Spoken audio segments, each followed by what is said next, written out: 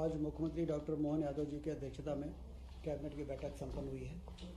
उसमें जैसा कि हम सब जानते हैं कि चीता के मामले में जो लंबे समय से संघर्ष चल रहा था, कूनो अभ्यारण्य में बहुत ही सफल तरीके से चीतों को लाया गया और उनका वंश वृद्धि भी बहुत सफलतापूर्वक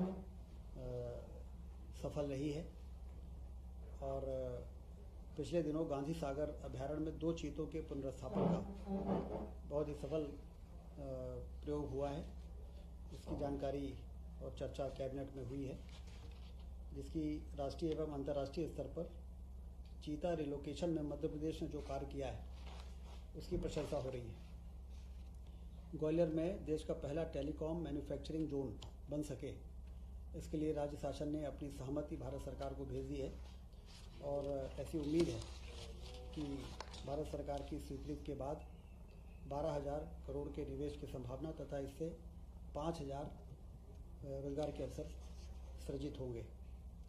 गेहूं उपार्जन 50 लाख मीट्रिक टन हो चुका है।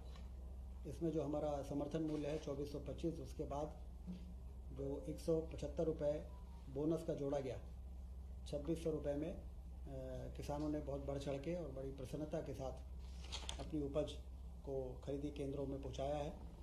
और ऐसी उम्मीद है कि 5 मई तक जो टारगेट है 60 लाख मीट्रिक टन के उपार्जन का, वो हमारा पूरा हो जाएगा। किसानों के खातों में 10,562 करोड़ से अधिक की राशि भेजी जा चुकी है। ग्रीष्मकाल में पेयजल व्यवस्था की सतत समीक्षा की जाए, इसका निर्देश माननीय मुख्यमंत्री जी ने सभी प्रभारी मंत्रियों को दिया है कि अपने अपने प्रभार जिलों में दौरे के समय पेयजल की समीक्षा जरूर करें। और जल गंगा संरक्षण का जो अभियान चल रहा है 15 जून तक 16 जून तक, उसमें कहाँ क्या संभावनाएं हैं, कहाँ पर हम तालाबों का गहरीकरण कर सकते हैं, कहाँ हम स्टॉप डैम बना सकते हैं, जिससे पानी का संग्रहण हो और उससे हमारा नीचे का वाटर टेबल जो है वो इम्प्रूव हो सके। 27 अप्रैल को इंदौर में MP टेक कॉन्क्लेव इंदौर में आयोजित होने जा रही है, ब्रिलियंट कन्वेंशन सेंटर में, जिसमें 500 से अधिक टेक्नोलॉजी कंपनी की सहभागिता होगी। IT के सेक्टर में ग्लोबल इन्वेस्टर समिट के बाद IT सेक्टर में काम करने वाली जो कंपनीज हैं वो किस तरह से मध्य प्रदेश में अपना निवेश ज़्यादा से ज़्यादा बढ़ाएं, उस दृष्टि से यह जो कॉन्क्लेव होगा ये बहुत ही मील का पत्थर साबित होगा। कैबिनेट ने पोप फ्रांसिस के देहांत पर भी 22 से 24 अप्रैल तक 2 दिन का प्रदेश में राजकीय शोक रहेगा, इसका निर्णय लिया है।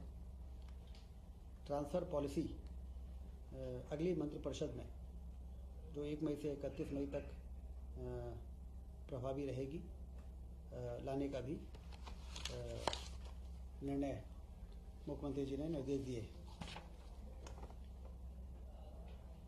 टाइगर रिजर्व के बफर जोनों में आमतौर पर देखा जाता है कि टाइगर और मनुष्य के बीच में मुठभेड़ के कारण दुर्घटनाएं होती हैं। तो बफर जोन में कुछ विकास के ऐसे कार्य जिससे कि इसको रोका जा सके, 145 करोड़ की सीमा तक विभिन्न प्रकार के कार्य किए जाएंगे। मध्य प्रदेश के 9 टाइगर रिजर्व से लगे बफर क्षेत्रों में 4 वर्षों में टाइगर की संख्या 526 से बढ़कर 785 हो गई है। तो स्वाभाविक है कि अगल बगल के गांव में टाइगर और मनुष्य के मुठभेड़ और जो हमारे हर्बी बोरर्स हैं, गाय हैं, और इनमें भी हमला हो जाता है। संवेदनशील वन क्षेत्रों में चेन लिंक फेंसिंग की जाना आवश्यक है। इसके लिए एक नवीन योजना की नितांत आवश्यकता है। इसको ध्यान में रखते हुए 25, 26 और 27, 28 3 वर्षों में 145 करोड़ रुपए खर्च किए जाएंगे।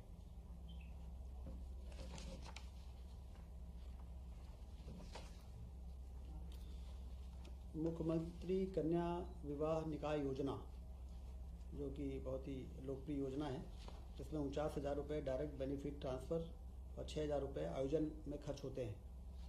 इसमें अभी 15 मई तक जो भी पंजीयन पूरे प्रदेश में हुए हैं सामूहिक विवाह के लिए, वो तो उसी प्रकार से यथावत आयोजन होंगे।